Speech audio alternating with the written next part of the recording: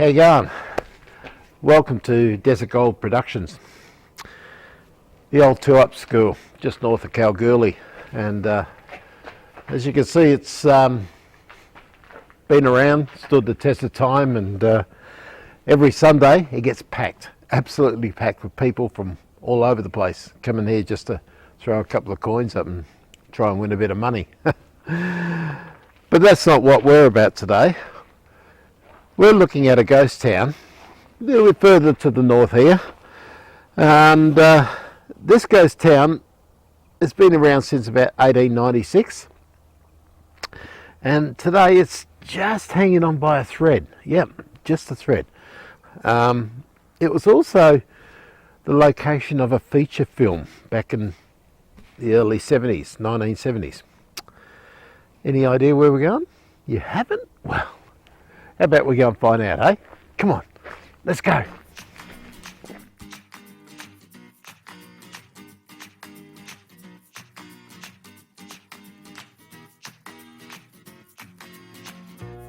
Travelling around the Goldfields in WA, you'll come across ghost towns virtually everywhere. They are varied and many around the entire region, and they're not hard to find. And these days, well, they've become quite an attraction for visitors. People travelling far and wide come to WA to seek out the history of the local goldfields, and a lot of that history is hidden in some of these ghost towns. Now, today's ghost town, well, it's survived by one business, a business that has been going continuously for 124 years.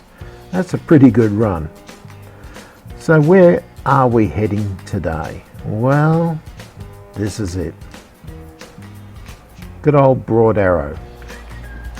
That's the tavern there, and it's the only business still surviving in town. But look, this area here, that was the business district, but as you can see, nothing survives today.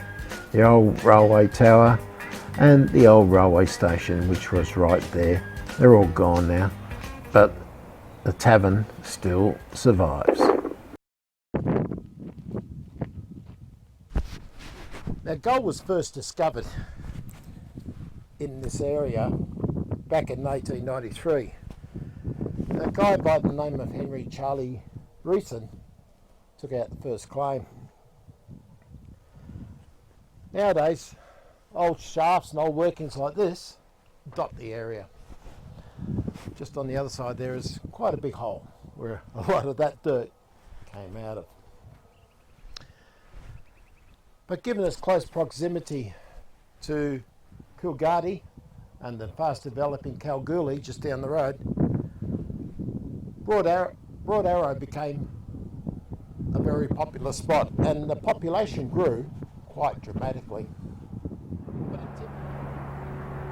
Mine shafts like this dot the area around Broad Arrow, and this is how gold used to be extracted. And they used to dig these holes by hand, would you believe? And they used to go quite deep. Now, it wasn't unusual for the old ghost towns to have had a couple of name changes. That was quite common. Broad Arrow, though, had 3 names. Yeah. First, it was called Karawa. In 1896, it was gazetted as Karawa, the name coming from an Aboriginal word for the local area.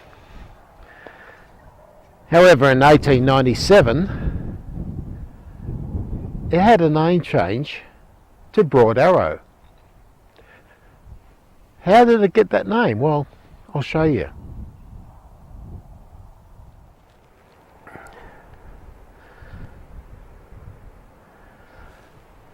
Now, after being named and gazetted as Karawa in 1896, a few months later in 1897, the town had a name change. It was changed to what it is today, Broad Arrow. And The name Broad Arrow came about as a result of this, a broad arrow driven into the ground. It was Charlie Reeson who took out a lease out of town there, and he wanted his family and friends to come out and give him a hand to work it and to dig up the gold. But so they wouldn't get lost, he drew a series of these broad arrows all the way out to his lease. And that's how Broad Arrow got its name. Now, as mentioned earlier, that the Broad Arrow has a tourist attraction, and this is it. The Broad Arrow Tavern. The only pub surviving after 124 years of business. Fantastic. And the one thing it's famous for is its Broady burger. Very, very nice. Highly recommend it. So give it a go. But the Broad Arrow Tavern has something else. A lot of graffiti. And as you can see, there are names everywhere. All over the place. The whole place is covered in them. Look at that. And inside, it's just as bad.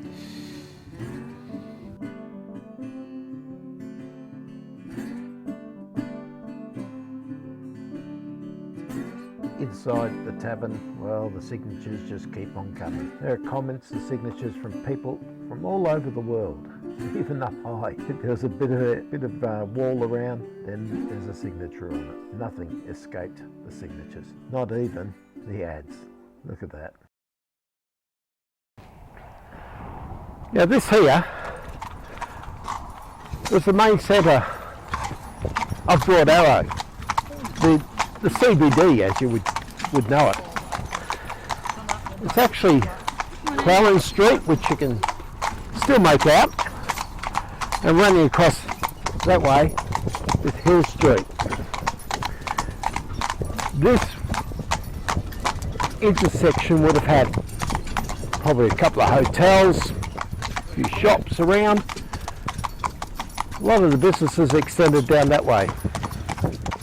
Now, Broad Arrow at its peak had 8 hotels, 8. That one over there is the last surviving hotel, the Broad Arrow Tavern. It also had 2 breweries and a stock exchange of all things, plus its own newspaper for about 3 years, as well as many other businesses. So it was well catered for. It was quite a sizable town. Of course, there isn't much around these days. As I said, you can just make the roads out, returning to nature quite nicely. But occasionally you come across some of the old bricks. There's still a few of them around. But what would happen as the town ran out is that the buildings would be dismantled and the bits and pieces taken to the next town, wherever that might be. So it's a bit of a nomadic sort of lifestyle, really. Every ghost town has its own little story, its little tale, so to speak. And Broad Arrow is not unique in that.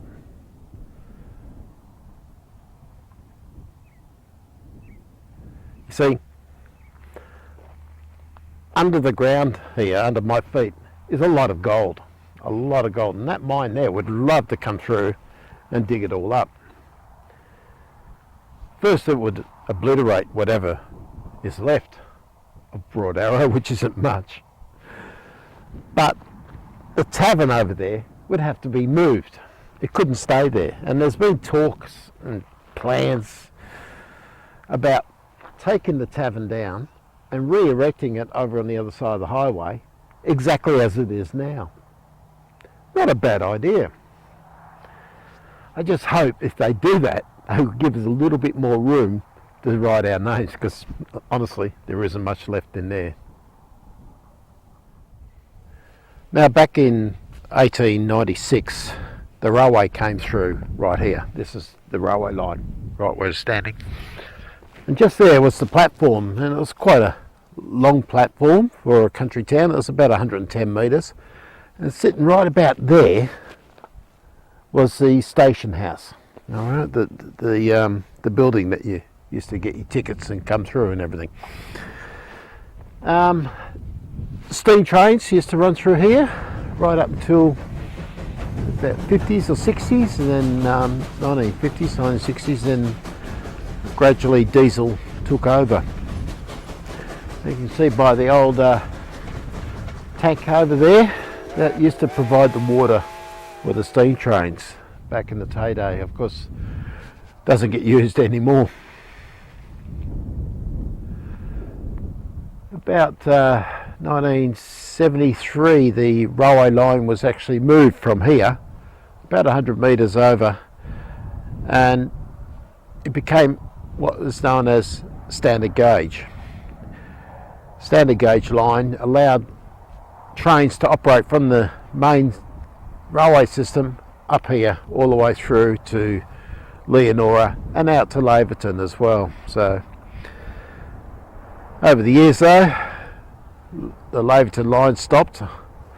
The train still runs through to Leonora these days.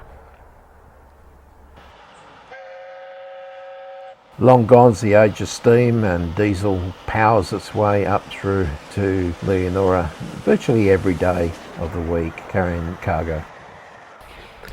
Now the railway line played a big part in a lot of the towns along the highway here, and it actually kept the towns going for some time,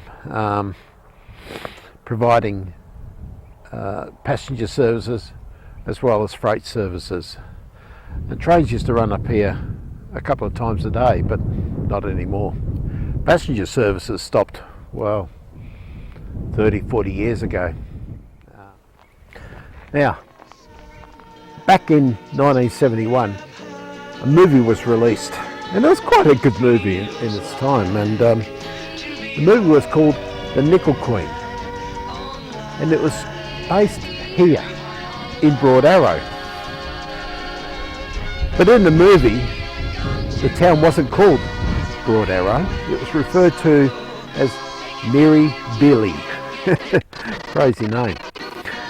But a portion of the movie was shot right where I'm standing right now.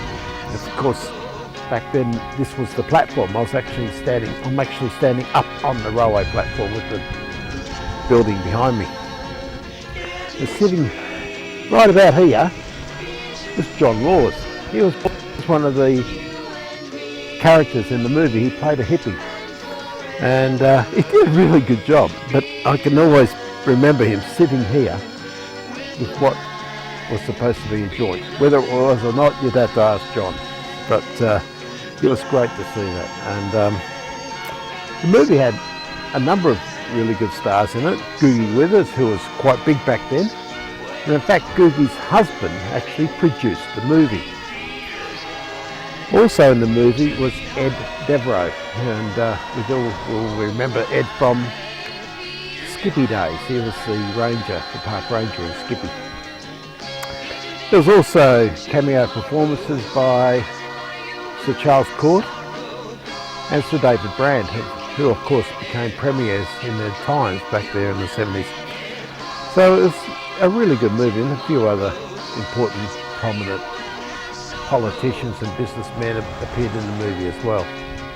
But it was shot right here in Broad Arrow, or should I say, Mary Billy. Where I'm standing right now was in fact Nicholson Street, the very southern end of Broad Arrow. It marked the end of the residential area. The business side of town was over the other side of the highway there. But right behind me, just there, was the hospital. And it was quite a modern hospital by those standards back there in the 1890s. It actually had a specialist fever ward, which was quite well used. Next door to the hospital right there was the warden's residence, another substantial building. Broad Arrow also had its had a resident magistrate in town. And heading north from where I am now was all residential. Nowadays, there's nothing left. There's a couple of bits of iron around, but nothing worth talking about.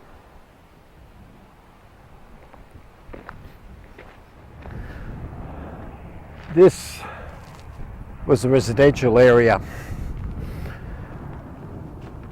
where all the shanties and tents were erected. You had a number of streets. You had Reason Street, which is roughly about just in front of us here. Over where the highway is was in fact Merton Street. Then you had Hill Street and Railway Street. But that was mainly the business district. Totally gone now because there's a rather large remnant of an open cut mine there. But out this way, the next street over was Brazier Street, and then you had another street, I think it was Cole Street up the end there. And that was it. Todd Street, just over here, saw the school on the other side there. This is the monument to the Freemasons Lodge that was here. It was actually Lodge number 47. And it was called the Paddington Lodge.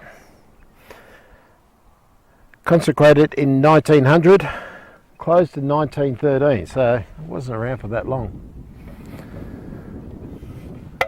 Good old Freemasons. Now, in typical Goldfields ghost town fashion, the Broad Arrow, well, it started off quick, boomed, but then it died slowly. By 1899, the population had bursted. It was up to 2,400 people. That's quite substantial when you think in 1896, just 3 years earlier, there was nobody.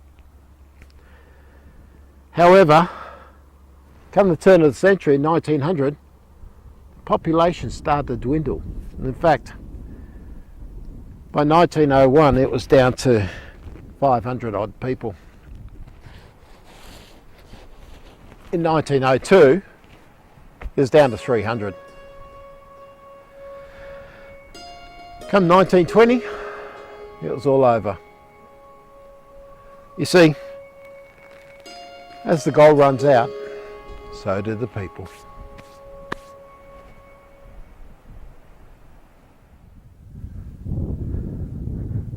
Well, that brings us to the end of our show here at Broad Arrow. I hope you've enjoyed it. I thought it was good fun. And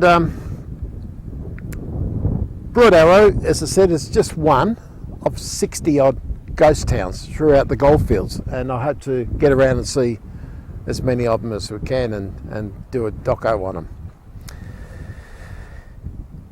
Now, that's 60 doesn't include the mining camps, and there is quite a few of them around as well, and they can have anything up to 2,500 people living in a mining camp. The mining camp can have everything in it: gym, swimming pool, you name it. But just like the old ghost towns like Broad Arrow, as soon as the oil runs out, guess what they do? They just pack the whole village up and move it on to another site.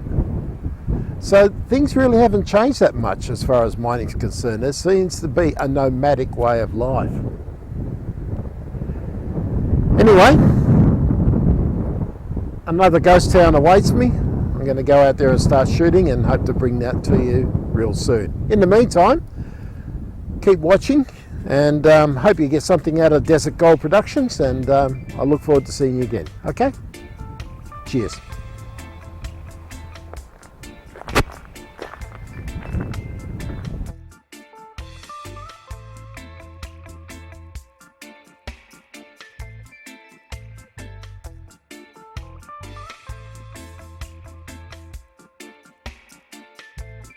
Thanks for watching Desert Gold Productions. I hope you've enjoyed this show and that you'll stay tuned for future episodes in Goldfields Ghost Towns.